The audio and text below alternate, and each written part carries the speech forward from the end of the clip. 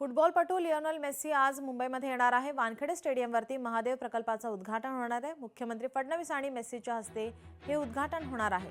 या संदर्भात आढावा घेतला आहे आमचे लोकशाहीच्या प्रतिनिधी भाग्यश्री प्रधान आचार्य यांनी।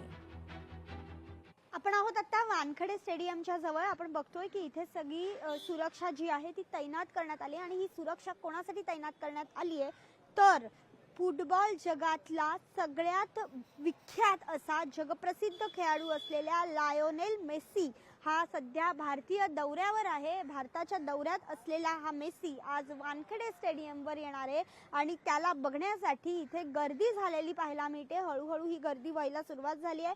काल तो कोलकात्याला होता, मात्र कोलकात्याला एक प्रसंग घडला होता। मेस्सी ज्यावेळी ग्राउंडला गेला त्यावेळेला मेस्सीच्या अंगावर पाण्याच्या बाटल्या फेकण्यात आल्या। त्याचबरोबर स्टेडियममध्ये घुसून त्याच्या अंगावर जे बेंच आहेत ते देखील फेकण्यात आले होते आणि असा काही अनुचित प्रकार मुंबईत घडू नये यासाठी पोलीस आज सतर्क झाल्याचं पाहायला मिळतंय। दोन्ही बाजूने जर आपण बघितलं तर पोलीस जे आहेत ते तैनात करण्यात आलेले आहेत। खरं तर मुंबई पोलीस नियोजनाच्या बाबतीत कधीच चुकत नाहीत असं सांगितलं जातं। कारण 3 वाजता मेस्सी जो आहे तो वानखेडे स्टेडियम मध्ये पोहोचणार असल्याची माहिती मिळते।